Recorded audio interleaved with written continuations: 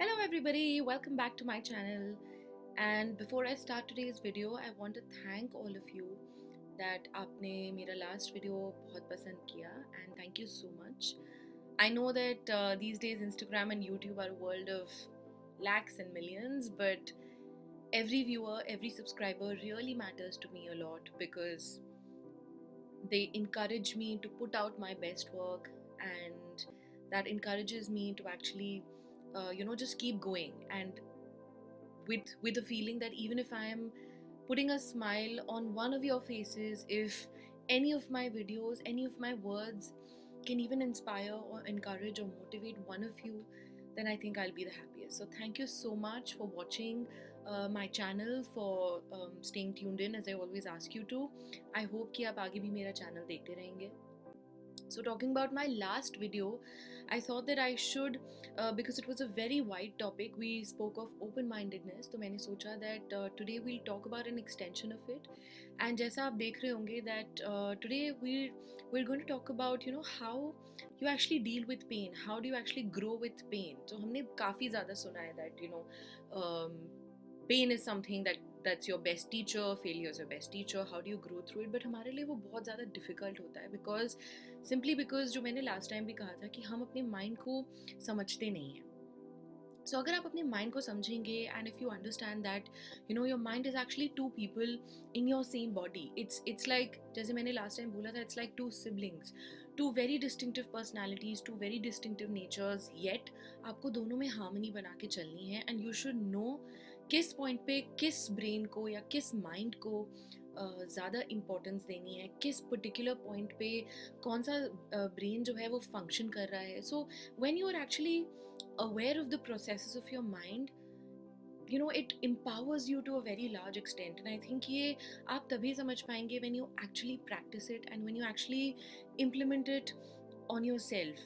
The way that it puts you in a position of choice is why it empowers you. So talking about pain, हम जब specially emotional pain, because that's something जिसका कोई extent नहीं है, because अगर कोई हमारे emotions की कोई एक्सटेंट नहीं है, कोई उसकी there is no precedent to how much of emotion can we feel और how less of an emotion can we feel. वो तो जब हमारे ऊपर कोई ऐसी सिचुएशन आती है हम तब फील करते हैं, हम तब हमें पता चलता है कि oh this is the extent to which we can flow with it. And that is why अगर उस टाइम पे हमें, जब हम किसी इमोशनल ट्रॉमा से गुजर रहे होते हैं, if we've lost our jobs, there's some work problem, there's a relationship problem, या there's we've lost somebody in our lives, a friend, a family member, तो उस टाइम पे वो जो पेन होता है, अगर हमें उस टाइम को ये बोले कि होपफुल रहिए, फेथ रखिए, तो हमें वो बातें बहुत ही ज़्यादा यूजलेस लगती हैं. बिकॉज सिंपली बिकॉज हमें एक हेल्पलेसनेस लगती है. We don't feel that we have a choice. हमें लगता है that right now that pain is guiding us. Whereas अगर आपको ये समझ आ जाए कि actually it's you who's guiding the pain, it's you who has a choice to feel a certain way. Of course emotions आपकी गलत नहीं है. जो जिस वक्त आप खराब फील कर रहे हैं तो सिचुएशन ऐसी है, तो obviously आप ह्यूमन बीइंग हैं, तो आप खराब फील करेंगे ही. लेकिन उस सिचुएशन से निकलना कैसे है वो आपको तभी डिसाइड करना पड़ेगा, या आप उस सिचुएशन से क्या बन के निकलेंगे वो आपको तभी डिसाइड करना पड़ेगा when you're actually going through it. And that is why it is so difficult, but I think implementing these practices makes it really easy and makes it something that's in your control. It makes it sort of reachable for you.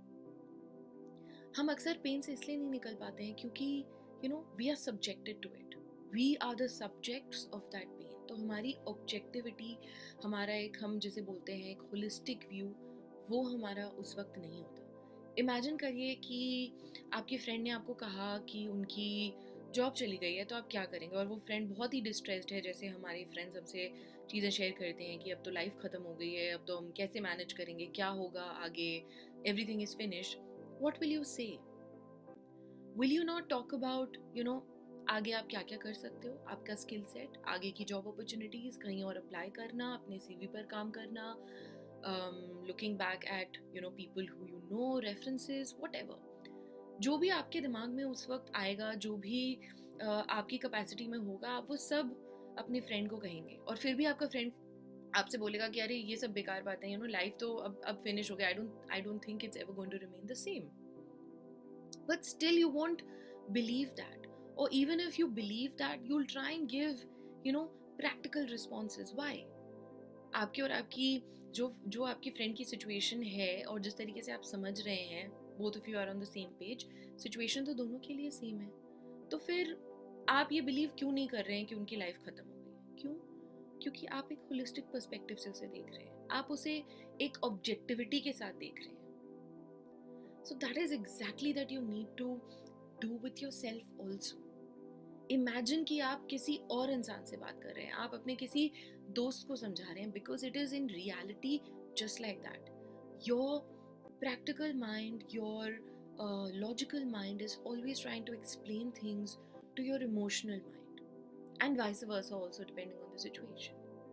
So actually it is like, you know, two people residing in the same body, two minds residing in the same body. और जिस objectivity के साथ आप अपने friend को समझाते हैं, और जब आपको ये फील होता है कि you know when you are aware of that objectivity inside you, that puts you in a position of choice, and then that also puts you in a position of action. क्या सच में आपकी life खत्म हो गई है?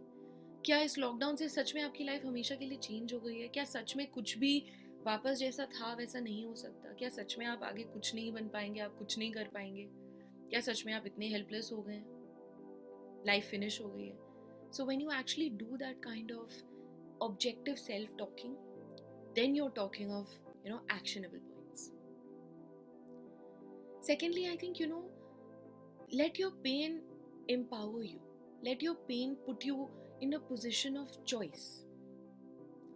जब आप ये फील करते हैं, जब आप फ्रस्ट्रेटेड हैं, आप इरिटेटेड हैं, आप यू नो आपको बहुत गुस्सा आ रहा है, तो कहीं ना कहीं वो फीलिंग क्यों होती है? क्योंकि हम हेल्पलेस फील करते हैं। हमें लगता है कि ये सिचुएशन हम पे हावी हो गई, तो इसीलिए वो हेल्पलेसनेस की फीलिंग, वो फीलिंग कि उस सिचुएशन ने और उसके इमोशनल जो हमने उस पर रिएक्शन दिया, उसने हमारे प्रैक्टिकल दिमाग को ओवरकम कर लिया, और अब हमें वो फीलिंग छोड़ नहीं रही है। तो वो एक हेल्पलेसनेस वाली जो फीलिंग होती है, that feeling incapacitates you.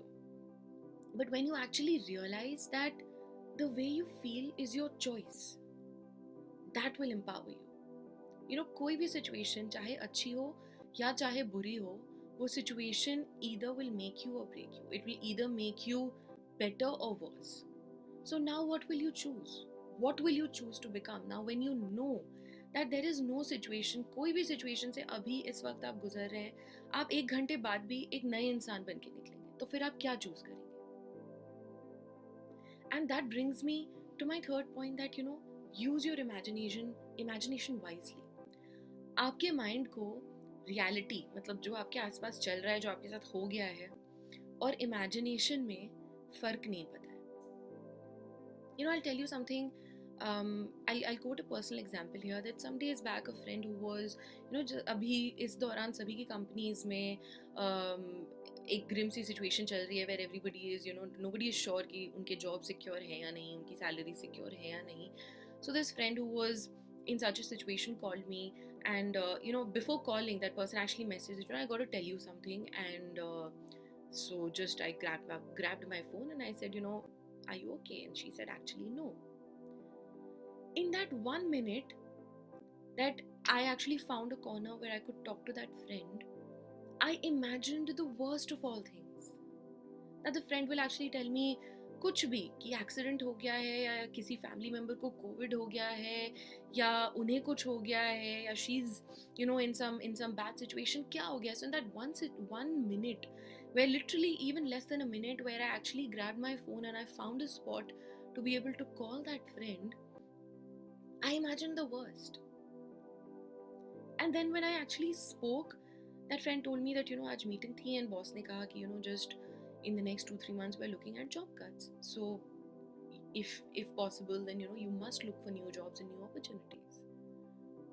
But as soon as I heard that, my first reaction was, thank God. That is what I said to myself.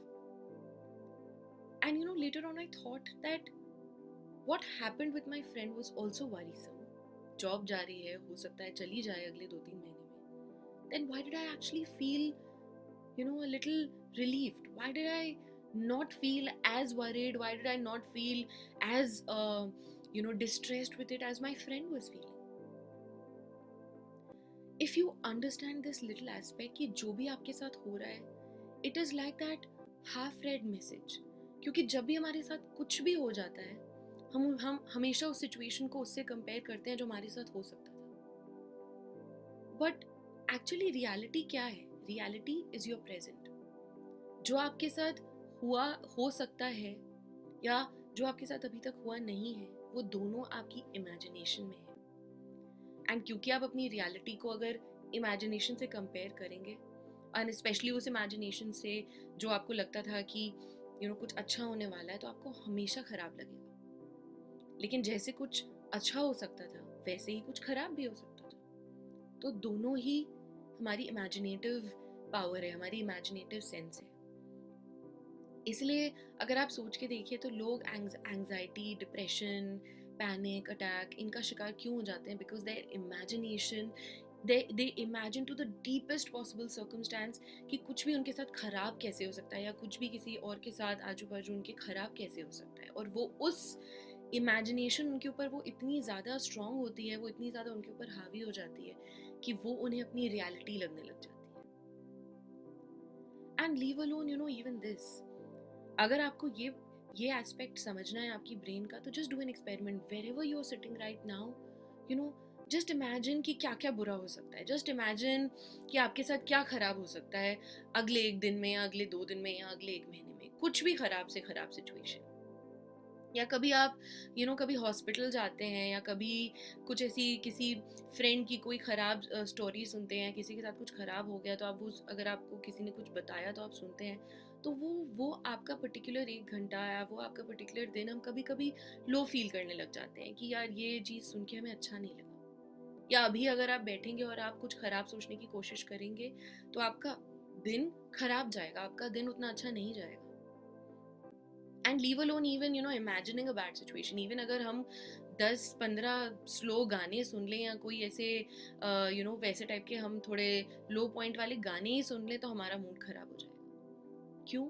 और आपको उतना ही, जैसे कभी कभी हम सोच सोच कर ही हमारे आंखों में आंसू आ जाते हैं, हम सोच सोच कर ही परेशान हो जाते हैं, रोने लग जाते हैं.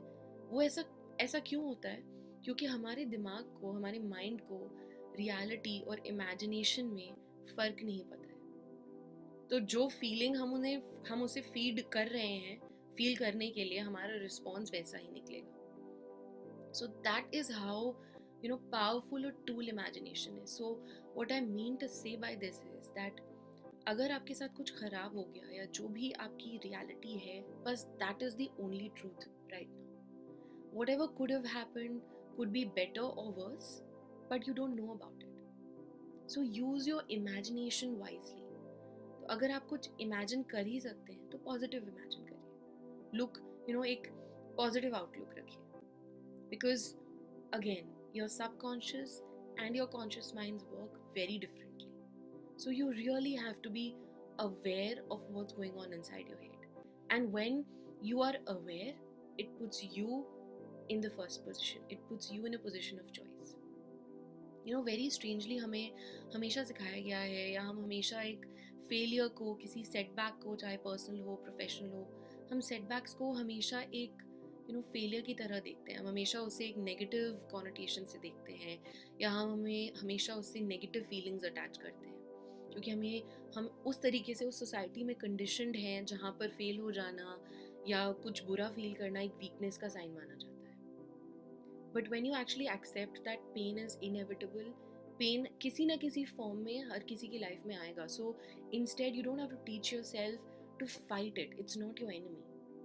You have to teach yourself to deal with it. You have to teach yourself to live along with it, right? So I hope आप सबको ये वीडियो भी अच्छा लगा हो. अगर आपको अच्छा लगा तो प्लीज़ मुझे कमेंट सेक्शन में बताइए. प्लीज़ मुझे सजेशंस दीजिए कि आप और किन टॉपिक्स के बारे में बात करना चाहते हैं, डिस्कशन सुनना चाहते हैं.